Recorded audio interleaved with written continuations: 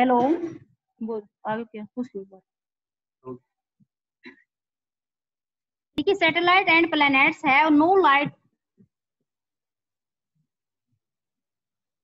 Of their own. Satellite जो planet होते हैं उनका अपना स्वयं का प्रकाश नहीं होता। They shine by reflecting the light of the sun.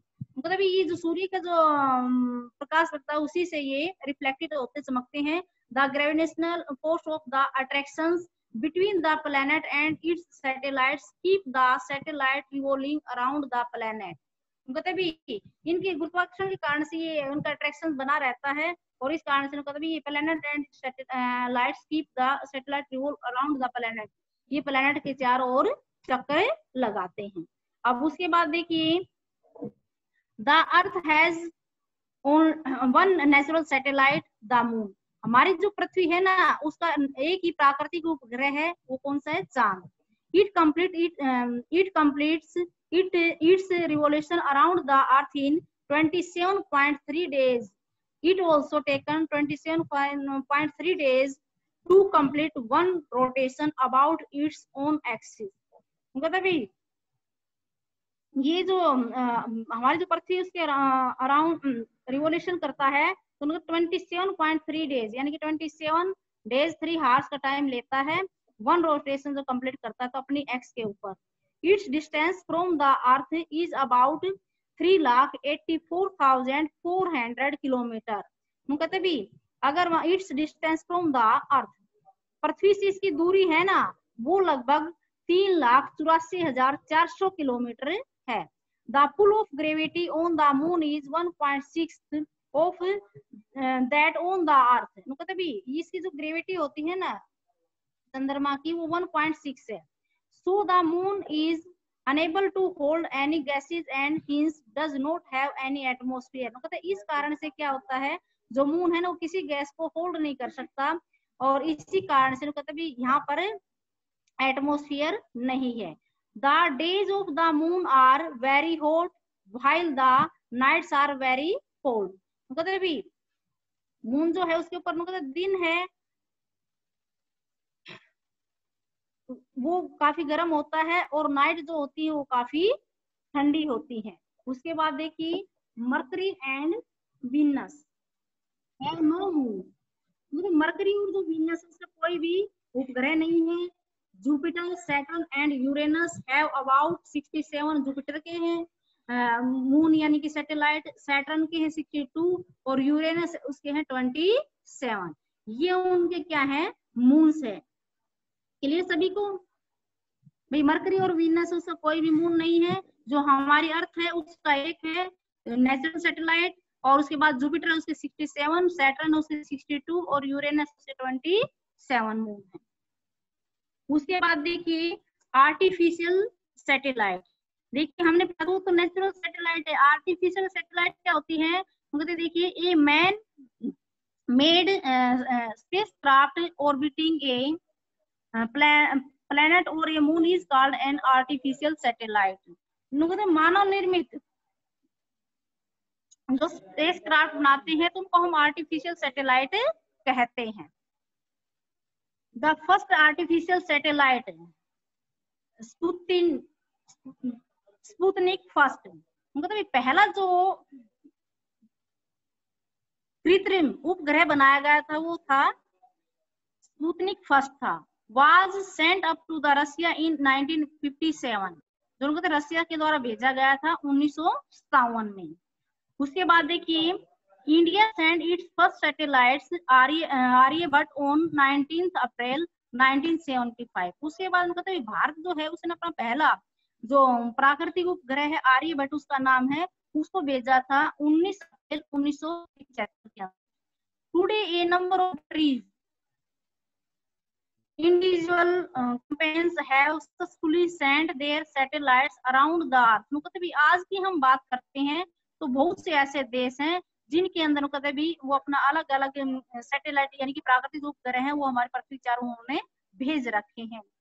Satellite is located at great height. The signal transmitted by it can reach over a wide range of area on the earth. मतलब जो satellite होते हैं ना वो काफी ऊंचाई पर स्थित होते हैं, और इनके कहते हैं सिग्नल जो होते हैं transmitted by the by it can reach to the और वाइड रेंज, उससे जो कहते हैं जो हम रेंज होती है ना उसको काफी दूर तक ये पहुंचाते हैं पृथ्वी के ऊपर। और कहते भी जो सैटेलाइट होते हैं उनको किस तरह से यूज करते हैं, यूजेज ऑफ सैटेलाइट, तो किस किस चीज में हम इनका प्रयोग करते हैं, किस किस चीज के लिए हमारे लिए फायदेमंद, तो satellites have been launched for various purpose, कहते हैं कई इसके उद्देश्य जिससे हम सैटेलाइट को लॉन्च करते हैं, तो उनके कुछ दीज आर एज फॉलोज, कुछ उदाहरण इसे दिए गए हैं।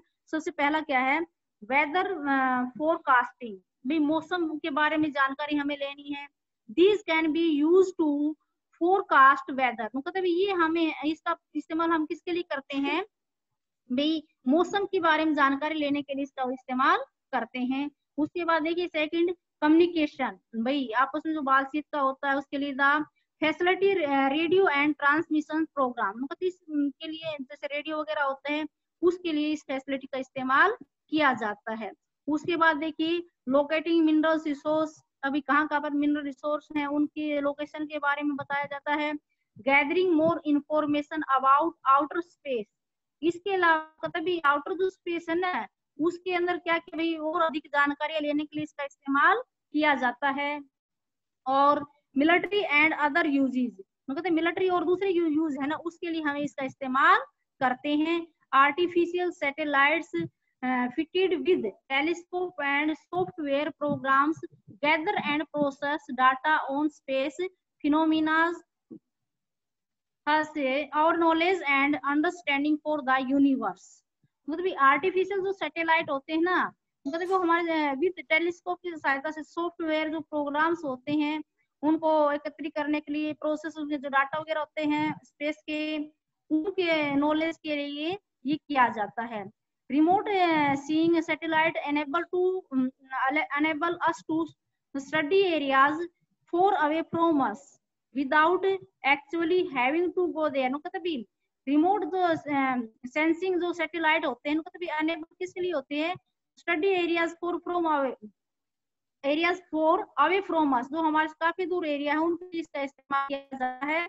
उसके बाद है conditioning scientific experiment, conducting scientific experiment, इसके लिए भी इसका इस्तेमाल किया जाता है।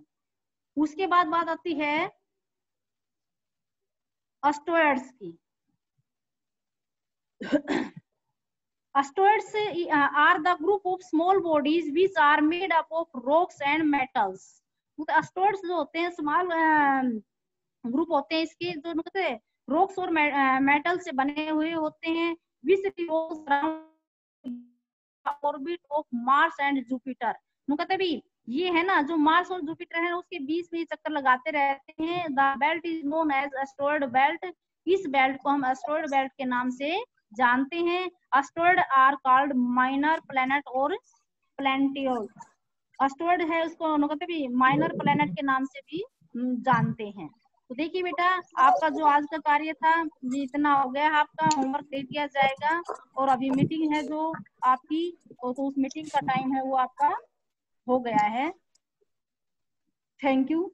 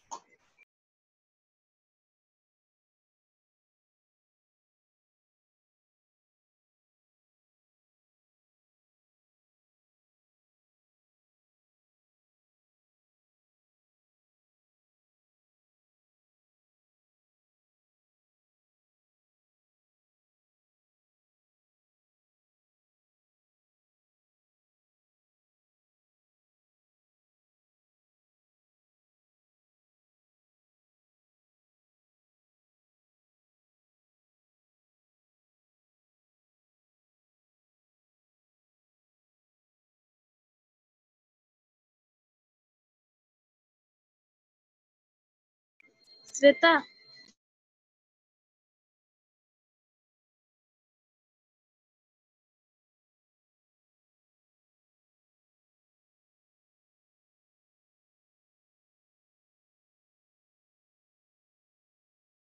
श्वेता।